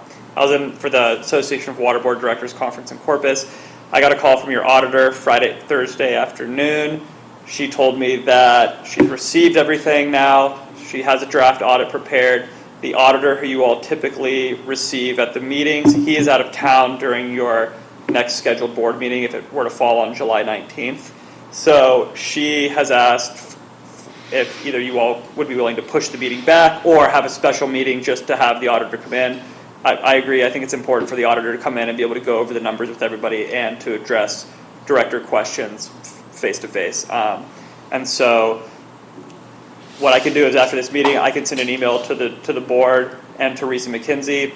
I don't think you really need any other consultants present. And then we can try and schedule a time that works for everybody in between, if you all have the meeting on the 19th and before your August meeting, so the auditor can come in and present the information to everybody.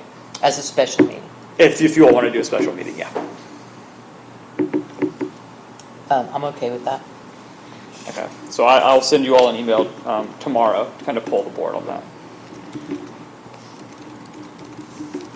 And please ask them to send the audit report prior to the meeting so we can review it. I want it a lot prior, yeah. A lot prior. Yes.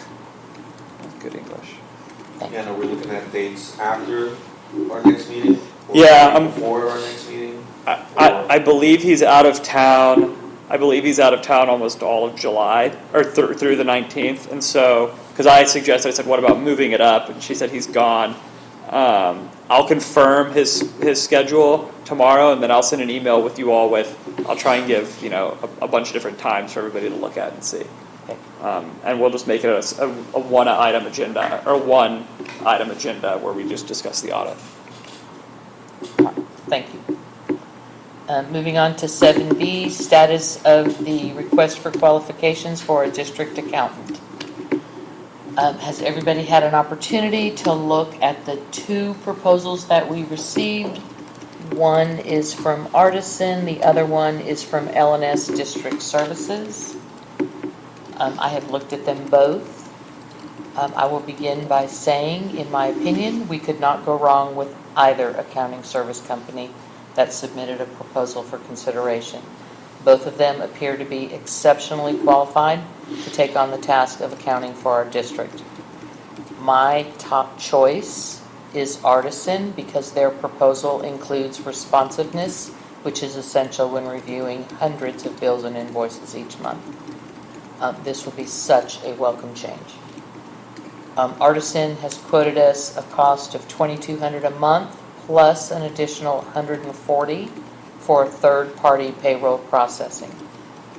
That's the only payroll we have in the district is the constables and the directors.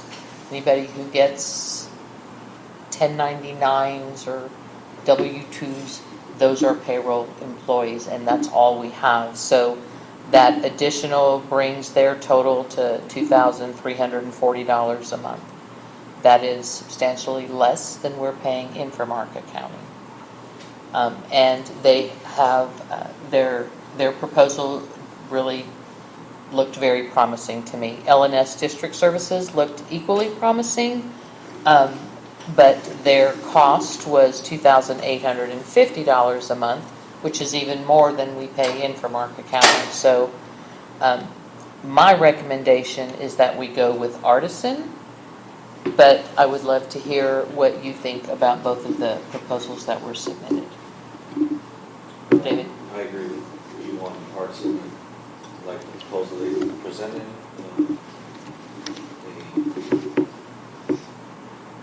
Everything that I saw was definitely what we're looking for. So I'm excited for new change. Kelly? Yeah, and I did note that the LNS was $2,800, but they included payroll. They did. Correct. But that still leaves them higher than Artisan. And I'm interested in Cole's input because he has a lot of districts.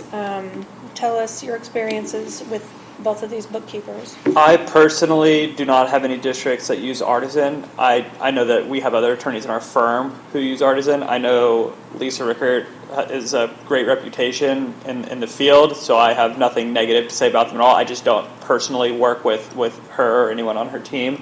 I do have many districts with LNS.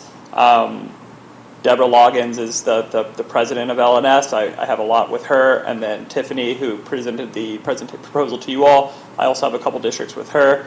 They're fantastic, and I agree with Linda. I don't think you can go wrong with either group. My experience lies with LNS, but that's not to say anything against Artisan. So. And if I'm not mistaken, Infomark has districts that use Artisan. I think Mackenzie said that. I think so. Last time, and they have great experience. She has great experience, or Infomark has great experience with them. Like I said, I don't think we'll go wrong with either one, and at this point, I literally boiled it down to money. So,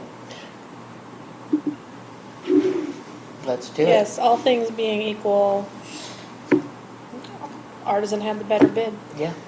So, I need a motion. I move that we hire Artisan Financial Services to work bookkeeping. Need a second? Second. All in favor? Motion passes.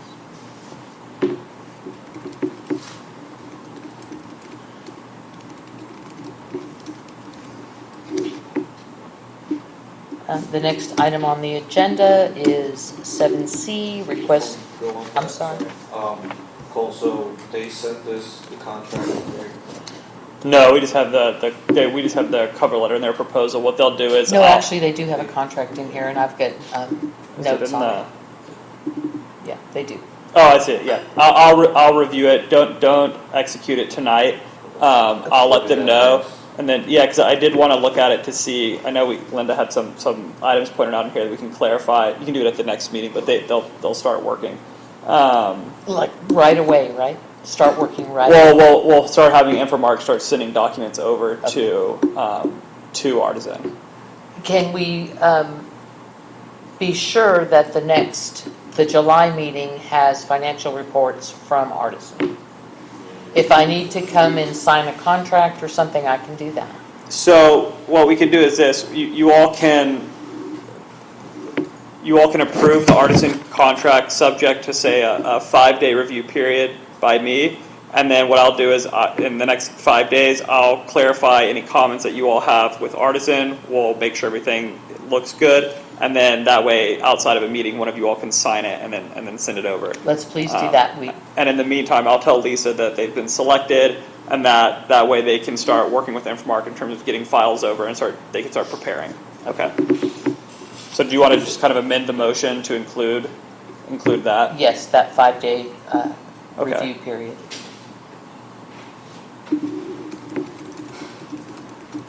My edits to that comment or to that contract was really nothing other than invoices cut off on the 5th of the month. Anything they receive after that isn't processed till the following month. That's what we do with all our contractors, so they need to understand, don't keep slipping them in here, day before the meeting. Yeah, and every district operates in a different manner, so I'm sure that they can adapt. It's not that complicated. All right. Now, we'll move on to the RFP for a deed enforcement management contractor. Pending. Item D, I'm going to hold till the end of the meeting. It needs to be done in a closed session. And the new business, we're on agenda item 8, active litigation. That needs to be discussed in a closed session. We're on item 8B, discuss district's communication policy. Now, I thought about this one all day, and we will not cover the details in the board packet because we need the entire panel here to do that effectively. But just for my own curiosity, show of hands, who would like to see the communications policy go away? I think it's fair to have everybody here today. I'm just reading the room, getting a feel for, do we need to go down this road or should we just abolish the policy?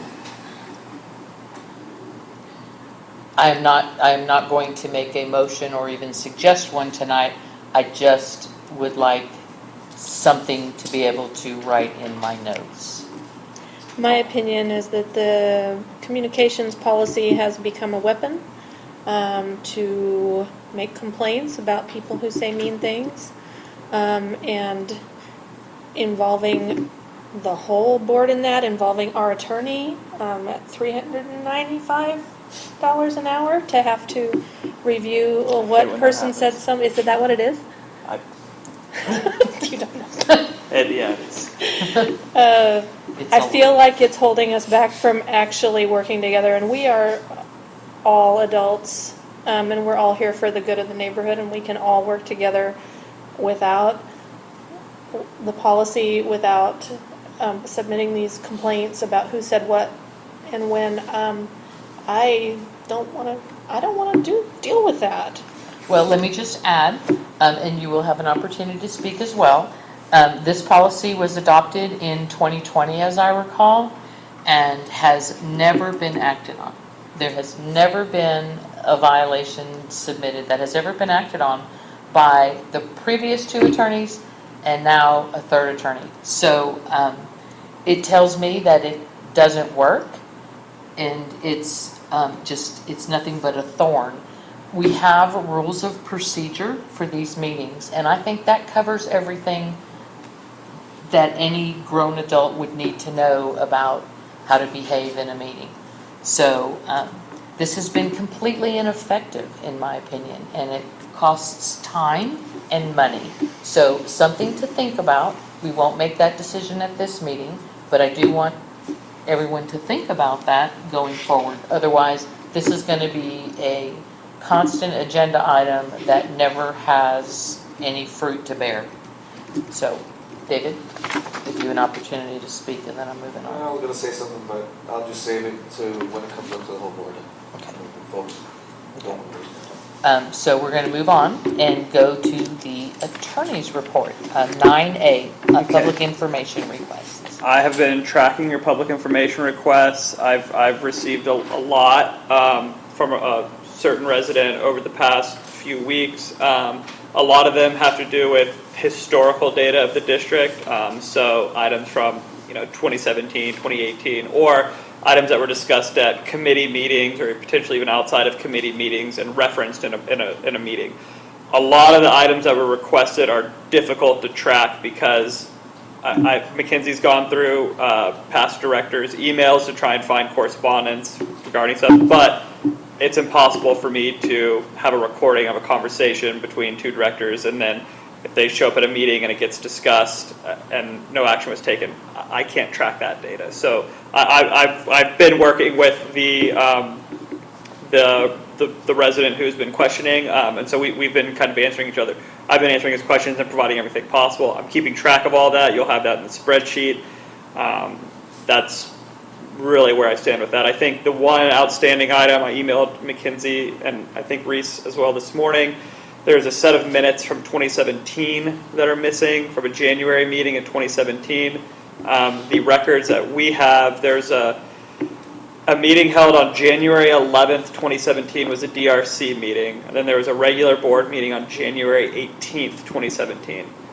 The two sets of minutes, all the minutes in our records, the paper records don't go back that far, but the electronic records do. Unfortunately, the electronic records were scanned in twice from the January 11th meeting. So I've reached out to Bill Flickinger's office and spoke with their office. He also mentioned they weren't taking the minutes at that time. So I've asked Mackenzie and Reese to just check with Touchstone and then also to check with Infomark's team to see if January 18th, 2017. I may have that. I may have those in paper. If you have them in paper. I used to get the board packets. Okay. So it might be there. So you're missing January 11th? January 18th. You're missing January 18th. Yeah, and I'll send you, I can send you an email too. Just To remind me. If it was,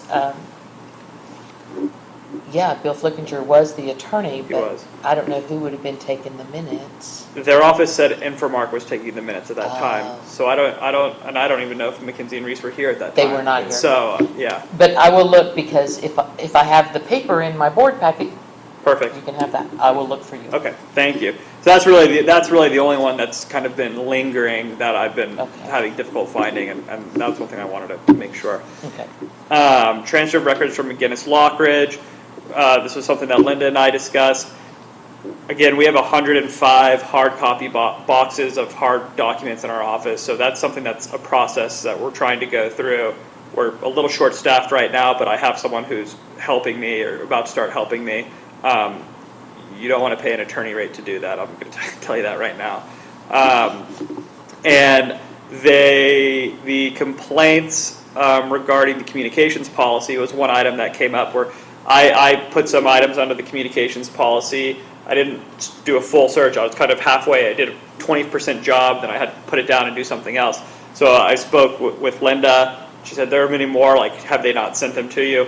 I'm pretty confident they're there, so I'm going back to confirm that the ones that you posted in the Google Drive are also on our file system. And once I do that, I'll send you an email just to know.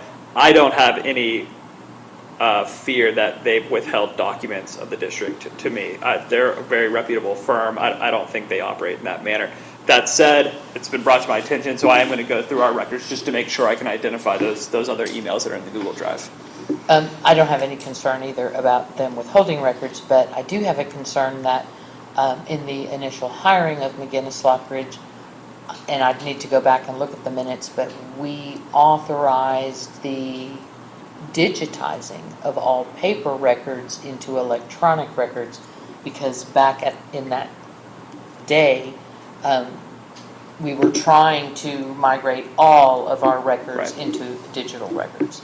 So and that's why I was so stunned when you told me you got all those hard boxes, because that was part of the plan in hiring McGinnis. I just need to go back and look through old invoices to see how much of that work actually got done. And honestly, I don't know that I want you to spend a whole lot of time Okay. digging those records out, because at our next meeting, it will be pointless. That's true. It will be pointless, and I don't want us I'll to say spend money. I've been asked in certain records requests to find, agreements from 15 years ago. Those I've been able to find, so not saying that the communications policy isn't important, but in terms of important documents, I've been able to locate and provide those, so I think. I just want to make sure that we have them in case somebody open records requests those, that we have them available for that open records request. Yeah, so far I've been able to address every open records request for documents. There have been requests that are kind of based on, can you give me all communications between directors or conversations about a certain item, and if I don't have an email, I can't produce that. No, I was specifically talking about the Okay. Sorry. communication policy violations. Right? You found the minutes? Yes. Beautiful, thank you. Problem solved. Great. All right. I get to mark that as done tomorrow. I'm excited. Who's helping you? Thank you. You're welcome. Legislative update, I'll have a memo for you all next month and I'll email it beforehand, but the two bills I think you all would want to hear, will want to hear tonight. And I don't have the bill number, but there is and I'll email the bill number to you. The legislature passed a bill allowing the per diem of directors to go up to meet the Texas Ethics Commission number. So your limit is still capped at $7,200 per year, but I believe now your per diem goes up from $150 to $221. In order to accept that higher amount, you all have to adopt a resolution accepting the higher amount that's in line with the Texas Ethics Commission. I'm going to have that on the agenda next month as well, so you all can adopt a resolution to take that higher per diem. That's one, and then the second, what was it? I was just thinking about it. Let me come back to me. Okay. I know. Well, I am done, so I have to wait for you. Okay.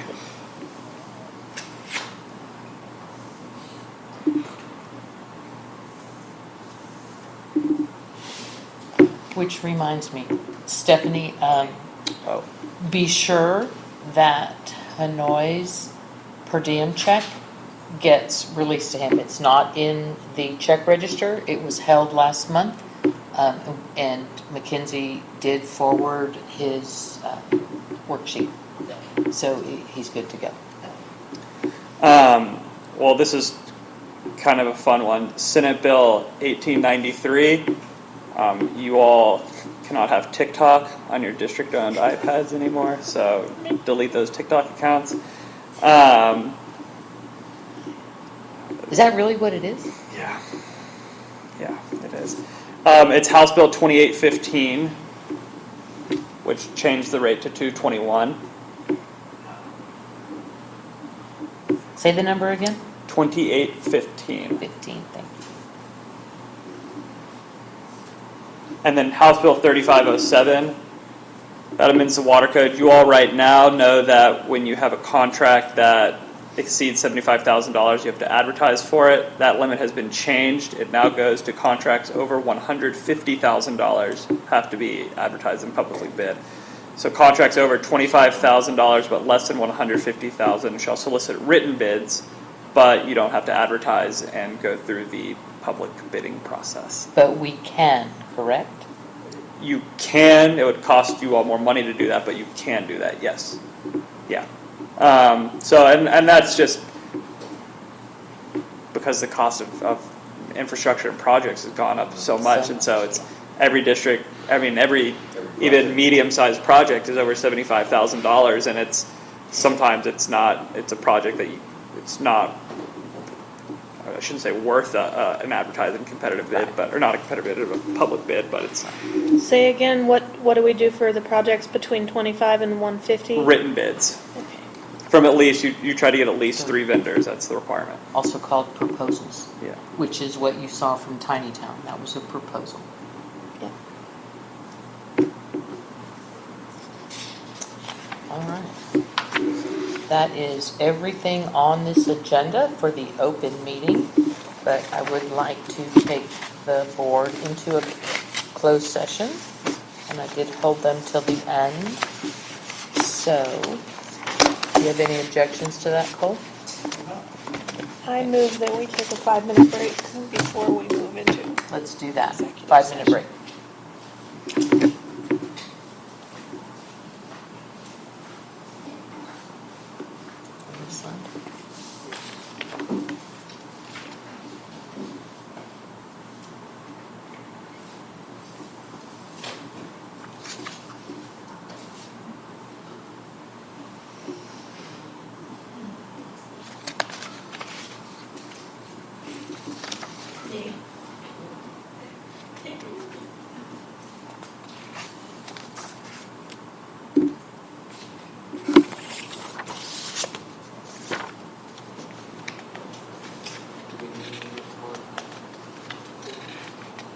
There won't be when I call it in. Their session, or The- open session. The board has concluded, the board has concluded its executive session, and we are now back in regular session. Going on to agenda item number 11, actions related to the matter discussed during executive session. I move to ask Cole to contact the attorney for Richard and Judy Talbot and Elizabeth Hamby, which is cause number 22-2214-C26, to advise them that there is still an expired registration vehicle in the driveway, and if they remedy that situation, then we will non-suit that cause. And I will, that is the end of my motion, and I will send a photo of that vehicle to Cole. I'll second that motion. Any discussion? All in favor? Motion passes.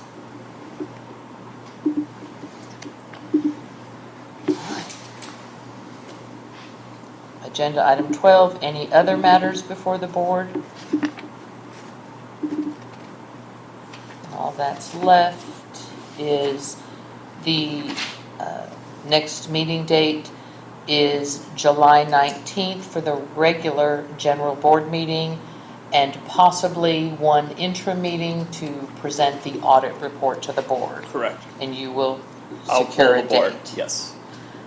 Future agenda items, will there be something that we discuss that? Amending the rate order. Amending the rate order.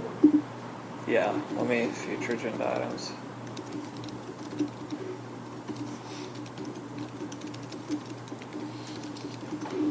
Okay, let me see if I have anything else in my notes. I'll put them in the right order. No, anything that we deferred, we'll keep on as well. All right, so I'm in the right order. Need a motion to adjourn? Second that. All in favor? Yes. Meeting has ended.